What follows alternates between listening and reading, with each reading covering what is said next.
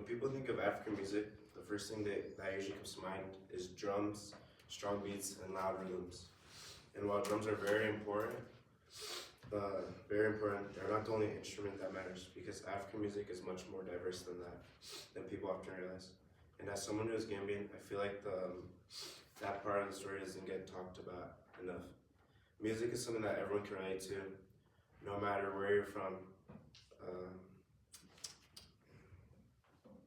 it's something that we can relate to because we all listen to music in our daily lives, whether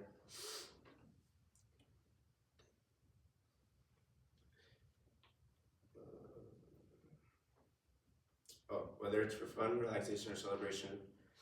And learning about instruments from other cultures help us understand where music comes from and why it sounds the way it does.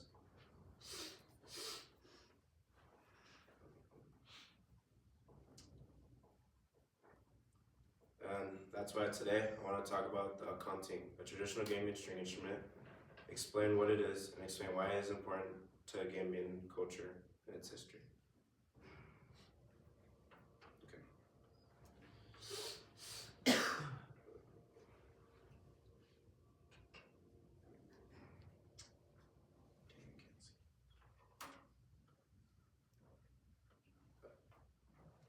To understand why the akanting matters, we first need to understand what it actually is, because the akanting is a traditional three-string instrument that comes from the Gambia and is most commonly associated with the Jola people.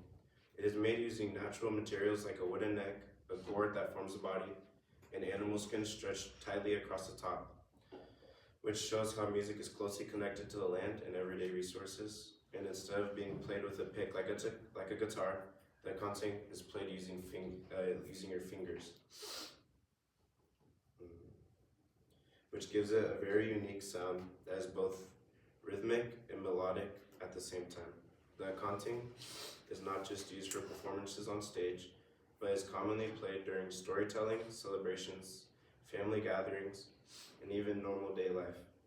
For example, back home, in Seattle, the Gambian population is pretty big where I'm from, so there'll be a lot of naming ceremonies, babies, showers, and at these events, you'll always hear the akanting playing somewhere. And I actually have one at home also, except I don't know how to play it yet, but maybe I'll learn. This shows that Gambian culture is not separated from everyday experiences, but is a natural part of them. And even though the akanting looks simple compared to modern instruments, it has been used for generations and carries a lot of cultural meaning.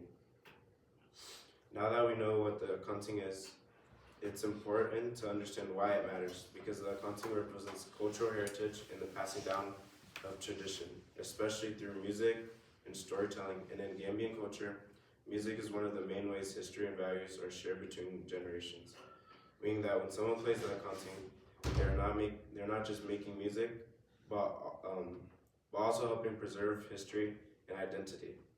The akanting also shows how African music has influenced the rest of the world, because instruments similar to it appeared later in other places, helping shape the development of string instruments beyond Africa, and which reminds us that African culture has played a major role in global music history, even if it is not always recognized.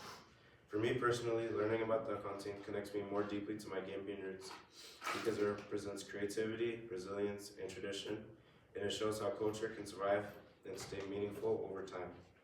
In conclusion, the akanting is a traditional Gambian string instrument with deep cultural and historical importance, and by learning about it, we gain a better understanding of how music and culture connected, and by recognizing instruments like the akanting, we can better appreciate the traditions and cultures that continue to influence the music career today.